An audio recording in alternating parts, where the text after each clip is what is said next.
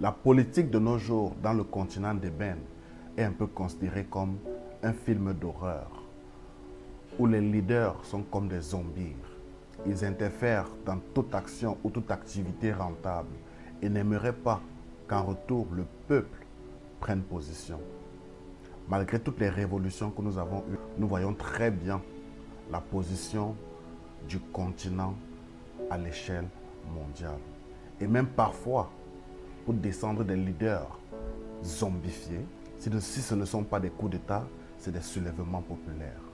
Ayant perdu espoir, voilà 3 pays qui sont levés et nous ont fait comprendre que l'espoir n'était pas fini. Le Burkina Faso, le Mali et le Niger. Certes, donnent le meilleur qu'ils peuvent, malgré les difficultés rencontrées, mais nous savons et nous croyons que le lendemain sera différent. Évitons d'être zombifiés, l'avenir nous dira mieux. À voir comment les peuples du continent d'ébène se battent jour et nuit malgré toutes les difficultés rencontrées pour maintenir la tête hors de l'eau. Il est clair et net que si les leaders de nos différents États pouvaient nous apporter 3 éléments, le continent retrouvera son éclat. Nous avons la santé, l'éducation et la sécurité. Si malgré le niveau de corruption que nos États rencontrent, les populations parviennent quand même à se tenir debout, imaginons un seul instant que ces 3 éléments soient mis sur la table. Il serait facile pour nous, jeunes du continent d'ébène, de bâtir un empire. Aujourd'hui, nous avons un message pour les hommes en tenue dans le continent d'ébène. Les hommes en tenue doivent savoir qu'ils font partie du peuple. Et lorsqu'ils deviennent hommes en tenue, ils sont là pour servir la nation. Et lorsqu'on parle de la nation, on parle des populations.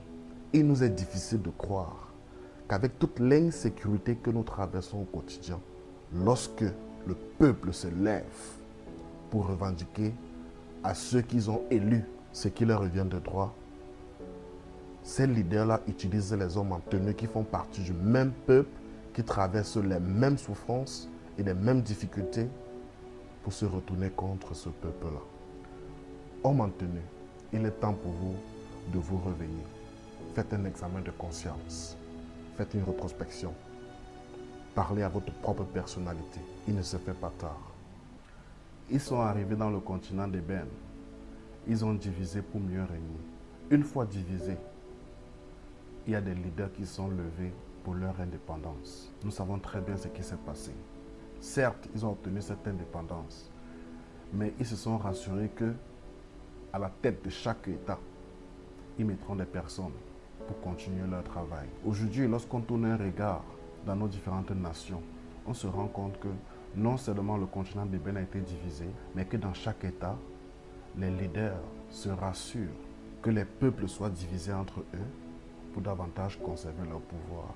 Ils se rassurent que les peuples restent affamés pour éviter de se lever et revendiquer ce qui leur revient de droit. Nous attirons aujourd'hui l'attention de beaucoup de nos leaders dans le continent. Toute action a un commencement et toute action aura une fin. Il ne se fait pas tard de poser des actes dignes des enfants du continent d'ébène. La jeunesse noire vous regarde. Il existe un pays en Afrique centrale qui fait face à une insécurité depuis des années. On se demandait bien si l'armée dans ce pays-là n'existait pas. Et s'ils existaient, est-ce qu'ils étaient suffisamment prêts en équipement? Mais ce pays a fait face à des élections présidentielles il y a de cela quelques semaines. Et lorsque le peuple s'est levé pour revendiquer ce qui leur revenait de droit, c'est là que nous avons vu la force de cette armée. On se demande bien à quoi sert l'armée dans le continent d'ébène. Si le peuple est en insécurité dans un État, et lorsque le peuple se lève pour revendiquer ce qui leur revient de droit à leur leader politique, ce n'est que là qu'on découvre qu'ils ont une armée efficace. Nous interpellons encore une fois de plus les forces armées dans nos différents États ou dans le continent d'ébène. Chaque fois que vous posez un acte, sachez, même si le peuple ne porte pas les armes, même si le peuple est failli, il y a un Dieu qui existe. Tôt ou tard, vos actions retourneront contre vous. Après une analyse approfondie, nous nous sommes rendus compte que les médias dans le continent de Ben sont en majorité au service des leaders politiques. Il nous est difficile de croire que la majeure partie des jeunes noirs du continent de Ben, une fois sortis du continent, sont valorisés, que ce soit dans la technologie, la médecine, la musique, le sport et bien d'autres. Mais tous ces jeunes ont commencé à exercer dans le continent, mais n'ont pas été valorisés, n'ont pas été médiatisés. Et parfois, ceux qui parviennent même à sortir la tête de l'eau, c'est grâce à l'effort des réseaux sociaux. Appel aux médias du continent. Il est temps pour vous de vous remettre en question.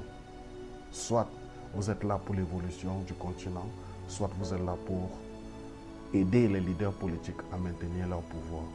Le choix vous revient. Le continent de Ben s'est toujours imposé dans l'histoire, dans le domaine du football. À cette époque-là, le mérite était au rendez-vous. Nous avions des jeunes noirs qui se battaient corps et âme juste pour faire partie de ce partage-là. Mais depuis lors que le football a été parmi les sports les plus médiatisés, la politique a pris le contrôle. Et nous pouvons voir de nos jours à quel niveau le football dans le continent est représenté. Les jeunes ont perdu espoir. Les joueurs sélectionnés parfois ne sont même pas les meilleurs. Nous interpellons une fois de plus nos leaders. Le sport, plus précisément le football, est une chose qui réunit beaucoup de jeunes, qui fait plaisir. Beaucoup de jeunes noirs du continent préfèrent jouer pour des nations étrangères. Quel désespoir. Mais il ne se fait pas tard. Appel à tous nos leaders, tournez un regard vers ce domaine-là et permettez aux jeunes de s'épanouir. Être un opposant politique dans le continent de Ben est un peu considéré comme être un fugitif. Pourtant, cela devrait être considéré comme le contraire. Si nous avons des opposants qui ont une bonne portée, de bons programmes, de bonnes initiatives, le pouvoir en place devrait plutôt les utiliser pour bâtir une nation forte. Mais à voir comment les opposants sont traqués dans leur propre pays, enfermés, torturés, on se demande bien si ceux-là qui sont à la tête des nations dans nos États veulent vraiment le bien de cet État-là. Nous interpellons le peuple, protégez vos opposants, protégez vos nations. C'est tout ce qui nous reste. Et c'est tout ce qui nous restera. Les hommes passent, mais la terre, la nation reste.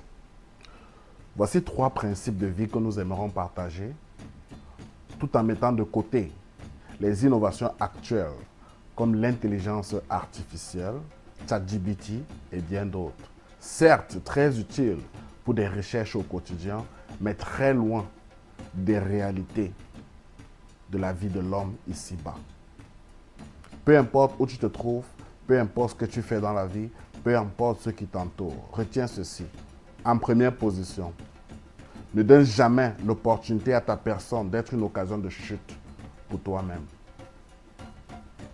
En deuxième position, ne donne jamais l'opportunité à ta personne d'être une occasion de chute pour ceux qui t'entourent. Et en troisième position, la plus importante pour nous, ne donne jamais, et bon jamais, l'opportunité à ceux qui t'entourent d'être une occasion de chute pour ta personne. Sois sage. Dans ce monde, il y a tellement d'opportunités. Pas besoin de se tirailler pour atteindre un certain niveau.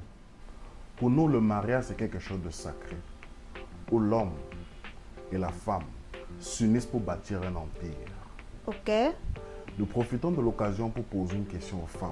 Si le succès de ton homme dépendait de ton humeur quotidienne, c'est-à-dire, plus tu le portes positivement dans ton cœur, plus il gravit en échelon. Peu importe son comportement à ton endroit, peu importe la durée que vous aurez passé ensemble, quel serait le niveau de réussite de ton homme en ce jour?